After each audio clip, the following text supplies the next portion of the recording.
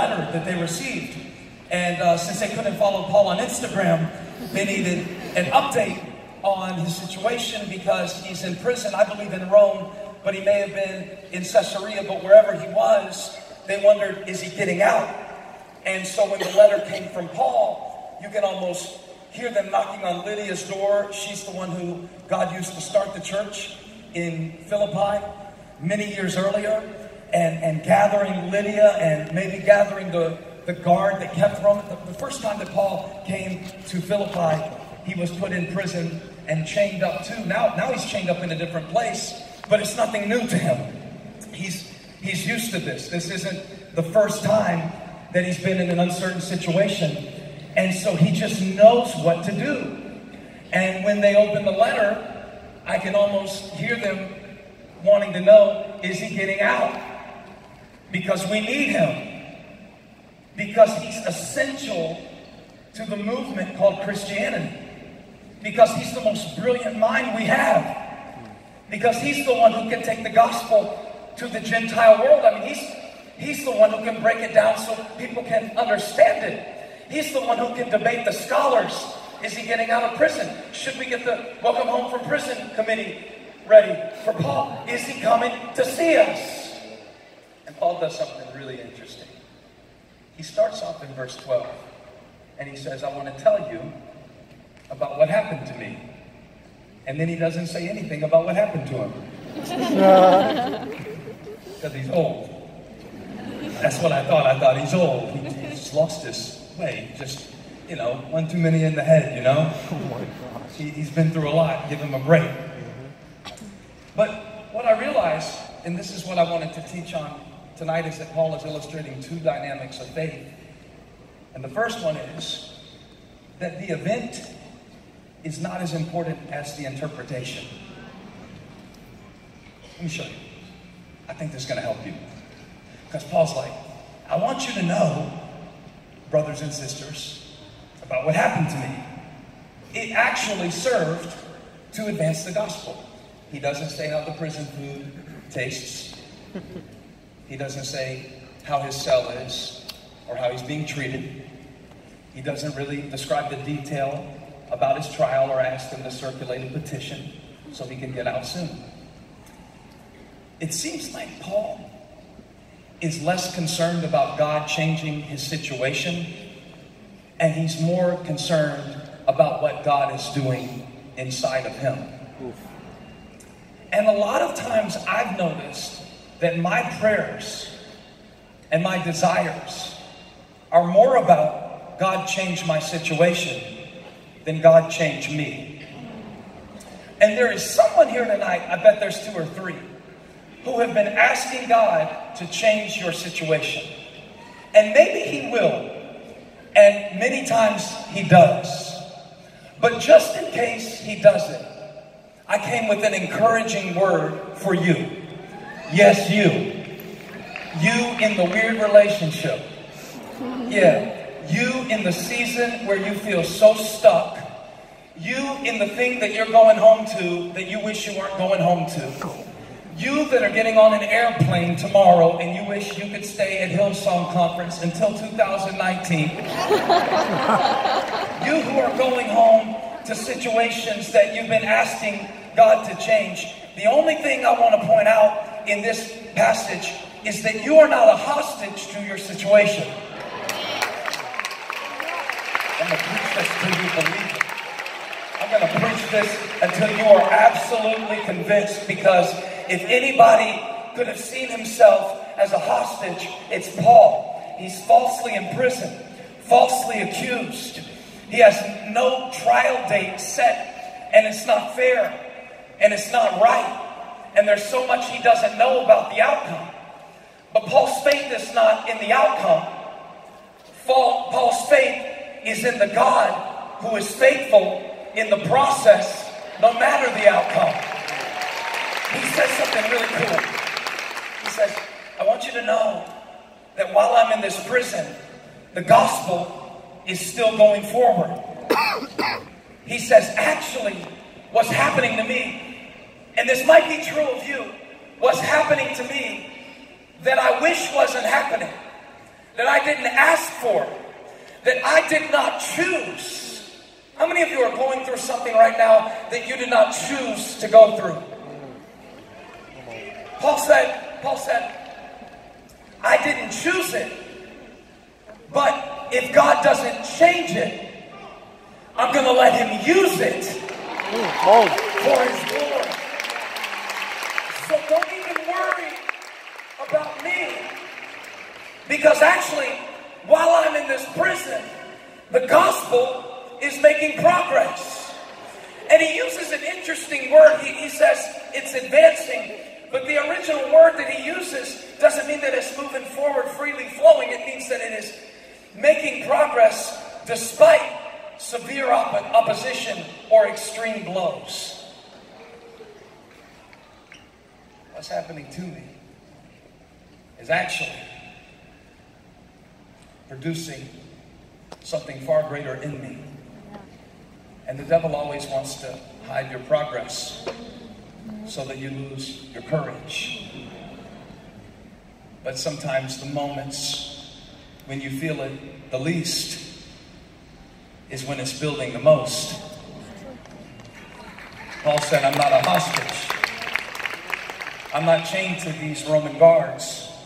These guards are chained to me. And while I'm in this prison, I want you to keep praying for me, and if God lets me out, I'm going to come see you, and I'm going to keep praying for healing, and I'm going to keep praying for this breakthrough, and I'm going to keep praying for a better job, and I am believing God for some things, but in the meantime, don't get it twisted, devil. I'm not a hostage. In other words, I'm not waiting until one day win to worship God. I'm not waiting for deliverance to thank God for my development. I'm not waiting to smile for the struggle to be over. I'm smiling right in the middle of the struggle to confuse the enemy until he doesn't even know what he's dealing with anymore. I'm not a hostage. Right. Somebody shout, I'm not a hostage. Not a hostage. Just because I'm in these chains doesn't mean I'm bound. My feet might be bound, but my mind isn't chained. My feet might be bound, but I'm free where it counts. I'm free in my spirit. I'm not a hostage. He says something so only old people could see it this way. He says in verse 15, I am put here for the defense of the gospel. He says, God put me here. No, Paul, Caesar did. And Paul said, no, Caesar is the one who sentenced me, but God is the one who sent me. It's like Joseph, who was betrayed by his brothers, and he wanted them to know, in the end, don't even worry about it. God used what you did to get me here for a greater purpose than either of us could know. So I'm good. I forgive you. I'm good. I'm not bitter. I'm good. My heart's not broken about it anymore. Because God put me here. I'm not a hostage. I'm not a hostage to a broken heart. I'm not a hostage to unforgiveness. I'm not a hostage to jealousy of what somebody else has. I'm not a hostage to what they think of me or what they said about me. As a matter of fact, I'm not a hostage. I'm a weapon in the hands of God.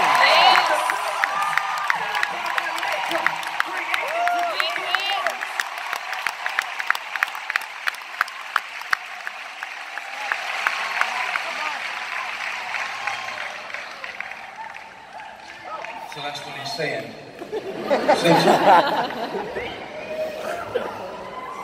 Hallelujah. Hallelujah. God did it. God put me here. In this moment, raising these kids in this season of singleness. And it's crazy because he could have chosen to interpret it any way he wanted. But he said, if God is going to use these chains to set me free from me, that's what I've been praying lately. It's a different prayer than I prayed in my 20s. In my 20s, I was praying God would set me free from hard things and crazy people. But now that I've spent some more time with me, I've been praying, God, set me free from me. Wow. And that's what I think the man is trying to say in Philippians 1. I've been reading it a lot. I do this all the time. Just read this stuff, and I read it, and I read it, and I read it. And then something will hit me like, how is the book about freedom written from a prison? How is the book about joy? It's called the happiest book in the Bible. And it's written in a severe trial. Wow. Because Paul is free where it matters the most. And that's what he's figured out. He has figured out what matters the most. And it set him free. Amen. I picked up one little thing he said, and I've been going around saying it. I really like it. And I don't know if you have a favorite Bible verse or if you're new to this. I want to suggest, a lot of people are going to tell you like John 3:16. It's great. But it's, it's been done. Jeremiah 29:11 is an Old Testament favorite. Lots of them. Galatians 2:20, whatever. That's a Joel Bell verse. It's like really, really deep. But this one will be good for you if you're just getting started. Verse 18. Because let me give you a little more background. He's like, some people are saying this, some people are saying that, some people like me, some people don't. But whatever they say and whatever they do, God's ultimately His hand. No matter who it comes through, it has to pass through God to get to me. So I'm good.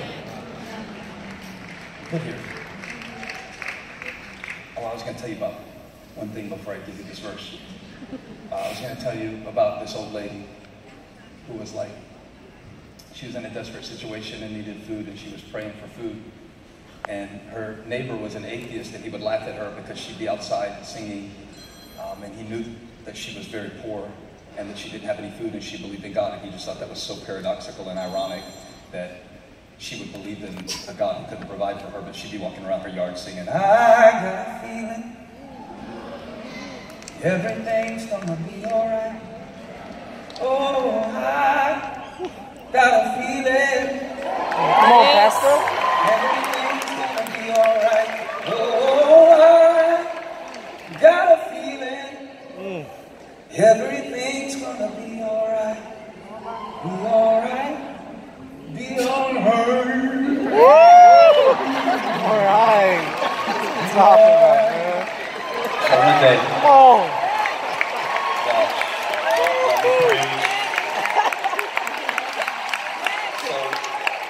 the neighbor goes and buys some groceries and drops them off on her doorstep, and he thinks it'd be funny to knock on the door and run and watch her react as she comes out to the front door, and she's so excited, She starts screaming, God did it. God did it. God did it. God did it. God did it. Just over and over again. And he waited till the right moment. He jumps out and he said, nope. I did it. I bought the groceries. God doesn't exist. This is proof.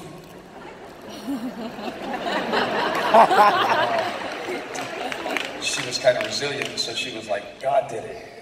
God did it. God did it. And he was like, no, he didn't. I bought the groceries. Here's the receipt. And then she was like, God did it. And he made the devil pay for it.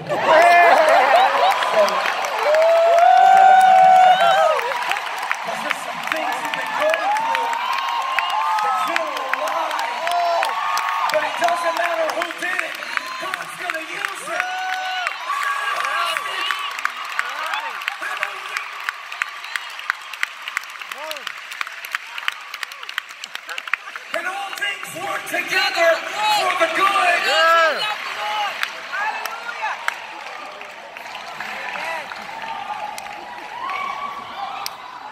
Paul says, some like me, some don't.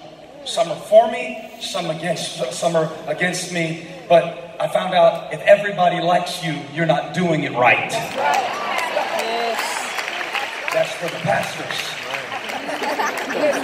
Because here's where he came to. when it was like on the line, he's like, I'm here, I don't want to be here, but I'm put here, and God's using me, and I want to get out, but I'm going to be used while I'm here. Because watch this, verse 18. This is your new favorite verse. But what does it matter? You know how much better you would sleep if you could just say that about 98% of the stuff that's been stressing you out. Now, I'm not trying to be a hypocrite, because honestly, I need your prayers about this too. And in fact, I'm going to ask you right now, selfishly, just stretch your hand toward the stage and pray for me. Let's interrupt the sermon and repeat after me. God, I pray for Pastor Stephen Furtick, that he would stop being so petty and worrying about stupid stuff.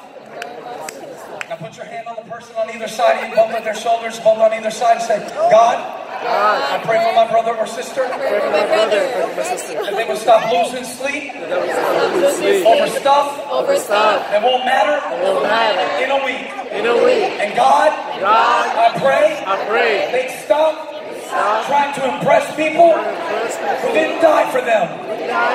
And God, I pray they'd stop worrying about the things that you've already worked out, and then lift their eyes to the hills and know their help comes from you. And when you speak it, you say perform it, and nothing can buy it.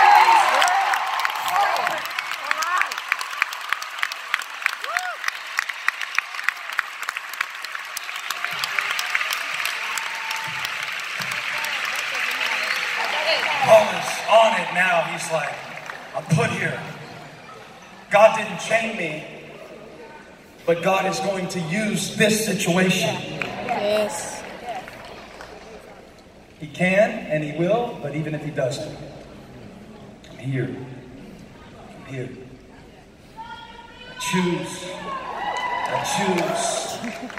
Isn't this weird? He's like, I don't know if I want to live or die. Paul, they're not asking you.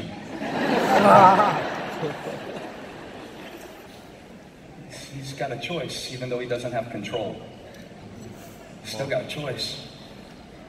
And he's like, what does it matter? I got a whole bracelet. I got this bracelet made for our whole church. It says, yeah, you want one? Yeah. Send me your mailing address. I'll put it in the mail, in the P.O. box. WDIM. That's my new thing. What does it matter? You saw WWJD? This is like a different thing of that. It's just to remind this one. Like, It's an acronym. Here's the thing. I hear all this chatter. I hear all this. I got all this stuff in my head telling me that my priority needs to be how I feel, or my priority needs to be a certain level of status that I can't keep up with because I'm comparing my behind the scenes with everybody else's highlight reel. Come on. So now I'm insecure, and I'm comparing the scene that I'm in to a story, and I can't get peace in my life. And Paul says, I have peace in prison, and joy in tribulation, and hope in darkness, because I got my priorities straight. I made a choice. What matters to me? Look what he says. He says, it's my favorite verse, but I don't have it memorized. Okay. Yeah. But what does it matter? That's your new radio station, okay? WDIM. That's what I want you tuned into. What does it matter? He says, the important thing is, and listen, whatever you put next, that's what your joy is connected to. Is it on the screen? Yeah. The important thing is, and he says that in every way, whatever people think, or whatever I have to suffer for it, and I'm not here yet, and I know you're not here yet, but he's our example saying, the important thing is, to me, that Christ is preached. And because of this, I rejoice. Because your joy is connected to your highest priority. And that's why your highest priority cannot be another person. And that's why your highest priority cannot be popularity. And that's why your highest priority cannot be pleasure. Because you can only get high so many times before it doesn't do it anymore. And whether it's high off of sex or substance or approval or validations or likes, whatever it is that's your drug of choice, I don't want to be chained to that. So Paul says, I feel the Spirit of God in this place, Paul. This is like the easiest atmosphere I've ever preached in my life. But I want to ruin it. I want to ruin it now. I want to tell you something. God's not the only one who offers you a choice. And the enemy sees your potential. No, you're not called to be the emissary of the gospel to the Western world. I get it. But like him, there's a calling on your life. And I was talking to one of the youth here at Hillsong, New York, named Ethan. And I wanted him to come up real quick because I wanted to show you something about choosing your chains. See, why he's coming, I'll demonstrate. Since the enemy knows your potential, he comes along and offers you a choice. It could be a choice to become bitter, like Paul could have done. It could be a choice to stay in a relationship that continues to take you down paths, not where you're influencing them, but where they continue to suck the Christ life out of you. It can be choices related to certain things that we begin to depend on, because choices don't stay choices. It starts as a choice. And especially if you're young, like Ethan, before you know it, the choice becomes a habit. And so now you made the choice to get angry, but you make it enough times and it's no longer a choice that you're making. It becomes more ingrained. It becomes a pattern, a habit. And now you're just doing it. And this could go for everything from Oreos to pornography, to where it's not just one anymore. And now it's not just occasional anymore. Because the enemy knows your potential. And if you get free, you're going to fulfill your calling. And you're going to break chains for generations. And something awesome is going to be unleashed in your life. And since the enemy comes with a choice, you don't see it for what it is. It becomes a habit. And if a habit is repeated long enough, it becomes automatic. And now it's no longer even conscious. This is just what I do. I just push people away. This is what I do. I just manipulate people. This is what I do. I just get selfish and I get my way, but then I'm all alone. Because the price of manipulation is loneliness. And now, what was once a choice, what I did occasionally, now has become a habit that I've done repeatedly. Now it's become automatic. And like Paul said one time in Romans 7, he was like, the things I want to do, I don't do. The things I don't want to do, I do. How many can relate to this? I don't even like it anymore, but I do it. And I hate it, but I do it. It's just who I am. And the enemy wants you to think now this is your identity. He wants you to believe that it's not just what you do, it's who you are. Because I've noticed a lot of times the devil believes in our potential more than we do. And so he comes to us with a choice. The choice becomes a habit. The habit becomes automatic. And now you think it's who you are. Now you think it's your nature. I was like this. My mom was like this. My dad was like this. I've always been like this. I'll always be like this. I prayed for breakthrough last year at conference. And now he's got me in these chains. No, he doesn't come to you with a chain. He comes to you with a choice. Because if you saw it for what it was, you would run. If you saw it as the thing that was going to keep you from who you were destined to be, you would have run, but you didn't see it. You were 13. You didn't see it for what it was. If you had seen it for what it was, you would have done it differently, but you didn't know. He doesn't come with a chain. He comes with a choice. And once he's got you, give me your left arm.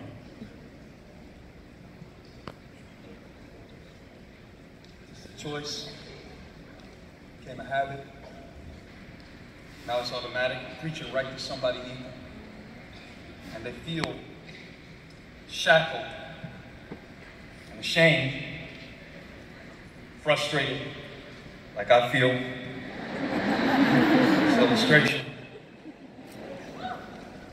And they didn't know it until it was seemingly too late. It started with a choice.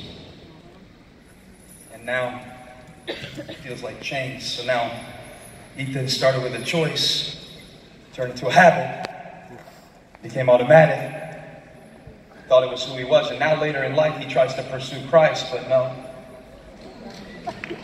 Because I got you on this chain.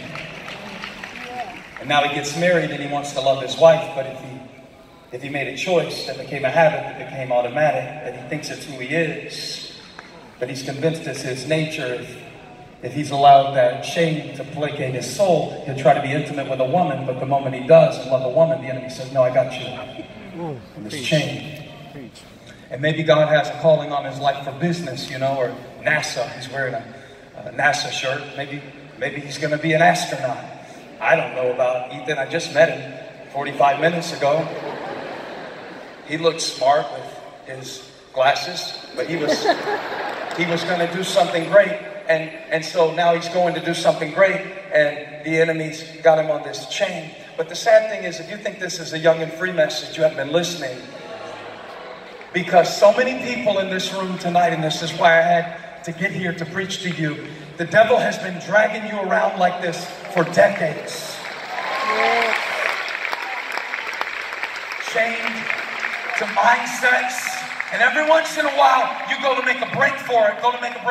Ethan. But you've learned to just go along with it because it hurts less if you just go along with it. See, when you try, he's fine as long as he doesn't try to go the other way. But watch when because I got him on this chain. And what I came to declare tonight over your life, from a prison cell in Rome, from a preacher named Paul, who said, I'm not chained to who I was. Paul called himself the chief of sinners, but I am not identified by who I was anymore, because if anyone is in Christ, he is a new creation. The old is gone, the new is come. So, I need you to get this message. I'm not chained to my mistakes. I'm not chained to my bad decisions. I'm not chained to my shame.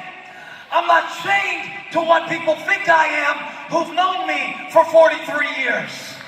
I'm not chained to what I did when I was 16. I'm not chained to these Roman guards. If you want to know why I have a hope, and why I, in the midst of a dark situation and a dysfunctional self that I deal with on a daily basis, why I worship, and why I rejoice, and why I have hope, and why I know that I'm loved, and why I refuse to quit no matter what comes my way. I'm not chained to my past. I'm chained to grace. I found another chain. I thought you'd be excited.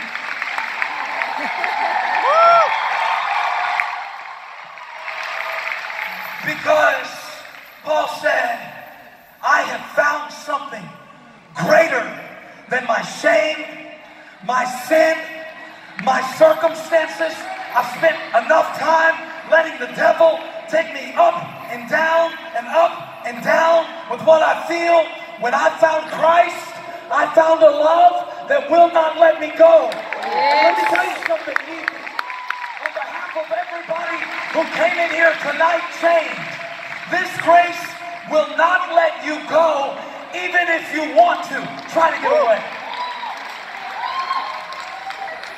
Try to get away.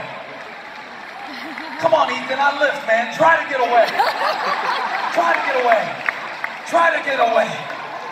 I need 3,000 people who know God has got you.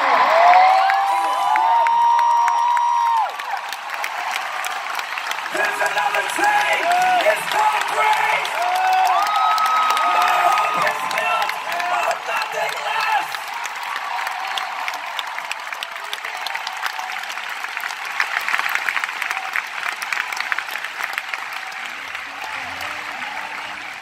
And today's choices, stay standing, become tomorrow's chains. And God has brought you in this place tonight. I mean, He brought you to the back row of the workplace. Tonight. To the front row of the workplace tonight. To change chains. You've been chained to the memories and your mistakes and your deficiencies and your failures and your opinion of yourself. But I believe God desires tonight to break some chains. Yes. And to start some new ones.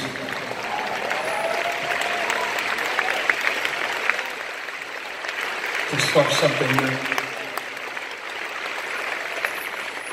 Because I'm going to tell you something, Ethan. I thought when I was 16 that I chose Christ. But I found out. Now, yeah, hold it, man. But really, He chose me. Oh, oh. So I didn't choose Him. And He chose me. That means He knew every dumb thing I would do, and He chose me anyway.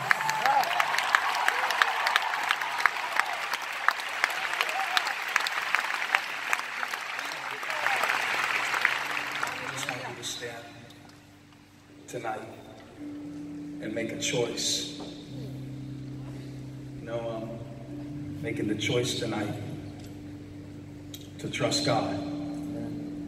You know what a choice becomes, don't you? I just taught this 7 minutes ago. I hope you remember. Preach. Oh. It's a habit. If you trust Him once, you can trust Him again. If He brought you through last time, why would we doubt His goodness in this season? Before long, it's going to be automatic. And then trusting God won't just be something you do. A child of God is your identity. It's who I am. It's who I am. Somebody shout, it's who I am. It's my nature. And if anyone is in Christ, he is a new creation. The old is gone and the new is come. Heads bowed, eyes closed all over this auditorium.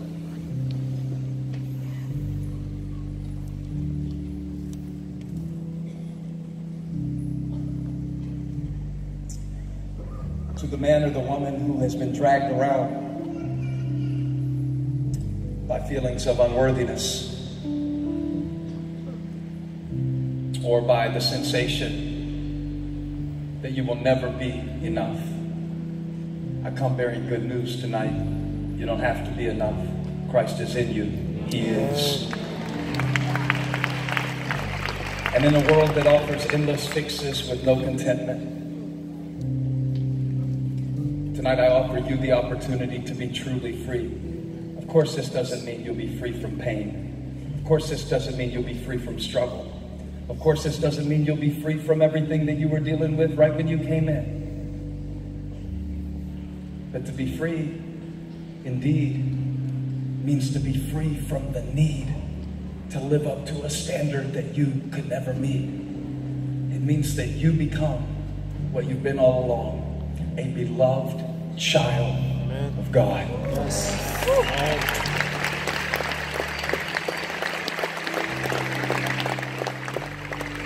I want to pray with you now, particularly for those of you who have been dragging around heavy chains.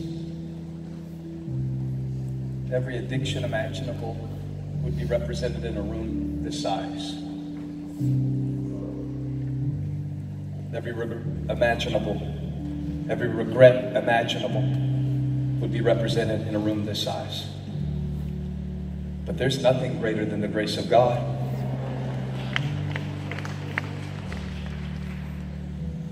And God wants those chains off of his children tonight. In Jesus' name. In Jesus' name. In Jesus' name.